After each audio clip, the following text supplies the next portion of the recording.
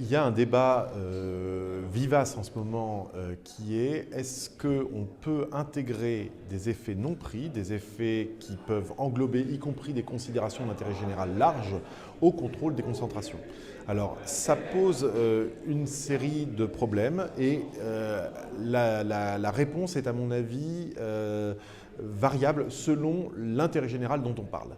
Il y a des effets non pris, donc, qu'on peut intégrer assez facilement au surplus du consommateur. Dans la pratique décisionnelle de l'autorité de la concurrence, on trouve ainsi des décisions concernant la presse quotidienne régionale dans lesquelles la diversité éditoriale avait été intégrée comme un effet qualité à la décision.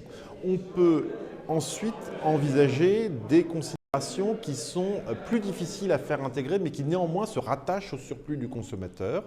Par exemple, des considérations liées à la politique environnementale sont des considérations du surplus du consommateur plus difficiles à prendre en compte parce qu'avec une temporalité souvent différente, et parfois ce n'est pas le même consommateur qui va être touché, mais qui néanmoins s'intègre un petit peu au schéma surplus consommateur qui sous-tend le contrôle des concentrations. Il y a enfin, à mon avis, une série de considérations qu'on ne peut pas intégrer parce qu'elles sont trop éloignées du champ et là-dedans, je mettrai la souveraineté économique par exemple.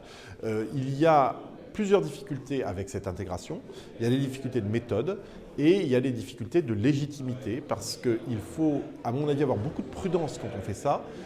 Y arriver, comme on dit, avec une main tremblante parce qu'à force d'élargir le champ du mandat d'une autorité technique, comme l'est par exemple l'autorité de la concurrence, on risque aussi d'affaiblir sa légitimité. Ce qui justifie que le contrôle des concentrations soit confié à des techniciens, c'est qu'il a un mandat clair, technique, posé et un contrôle qui peut se faire sur des bases techniques, en l'occurrence par une juridiction de contrôle, le Conseil d'État. À partir du moment où on demande à une autorité technique non responsable politiquement de prendre des décisions sur des bases plus larges, on doit quand même avoir en tête qu'on risque à terme d'affaiblir un peu sa légitimité en lui donnant un rôle politique qu'elle n'est pas légitime à mener.